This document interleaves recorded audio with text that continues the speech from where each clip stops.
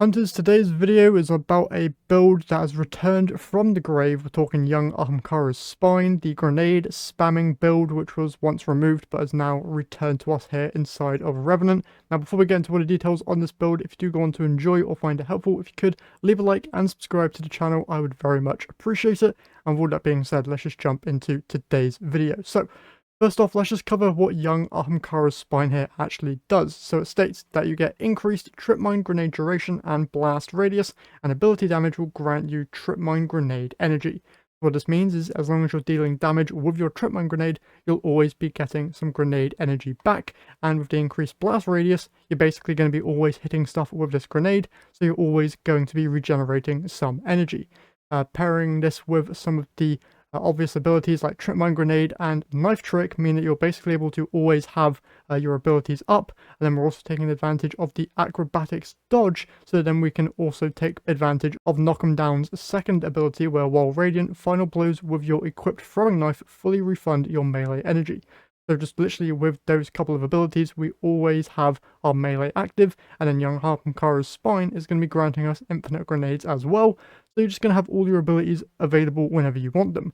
For our second aspect, I have On Your Mark, just for the increased reload speed. Now you can run Gunpowder Gamble, but this will replace your Trip Mine, which isn't the overall point of this build, so On Your Mark is just the better option in terms of a secondary aspect, and in terms of supers, you can just use whatever you want, really.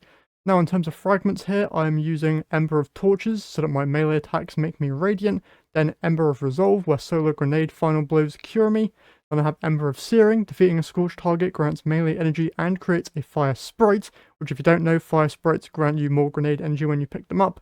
And then I've also got Ember of Ashes where you apply more scorch stacks to targets, and Ember of Mercy, where picking up a fire sprite will grant me restoration, and also when you revive an ally, you and the other nearby allies also gain restoration.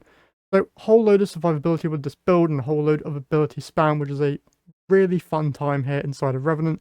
Now sadly there are no artifact perks this time around for solar. It's mainly all stasis with a little arc and void sprinkled in there as well. So nothing really with the artifact you can use to boost anything really. The only main one that you could take advantage of would be Killing Breeze for the increased mobility, but that doesn't really focus in on anything within this build.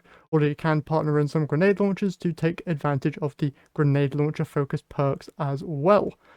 You can't really use Prismatic either with this build because you need Trip Mine grenades, and sadly Prismatic Hunter does not have access to Trip Mine grenades. They instead get Swarm grenades. So you're basically just stuck on using this solar version of the build. And one final thing to note is that of course you'll be wanting to pair this with a incandescent weapon, so then you're able to scorch even more things. And in the gameplay here I'm using Luna's Howl with Hill Clip and Incandescent. Hill Clip will just be curing me whenever I defeat an enemy and reload, which is really good. And then Incandescent, for those who don't know, just spreads Scorch whenever you defeat a target.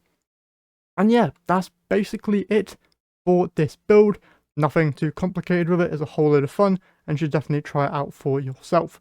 Now if you want to copy this build, I'll have a link down in the description to a dim link that'll just copy everything here for you. And in terms of actual armor mods, just a quick preview here, nothing really all that unique here. You got your firepower so that your grenades will generate orbs of power. That will then go straight into your Kickstarter, which will grant you grenade energy whenever you have armor charge and expend your grenade. And then just your normal leg mods for recuperation, replenishing orbs, and then I have reduced melee cooldown, but I should probably just have this switch to grenade cooldown so that I can just get even more grenade spam. Yeah, just focus on grenade mods and you should be all good. And yeah, that's it for today's video. Hopefully you guys enjoyed. If you did, be sure to leave a like and subscribe. That's it from me here today, so I'll catch you guys in the next one.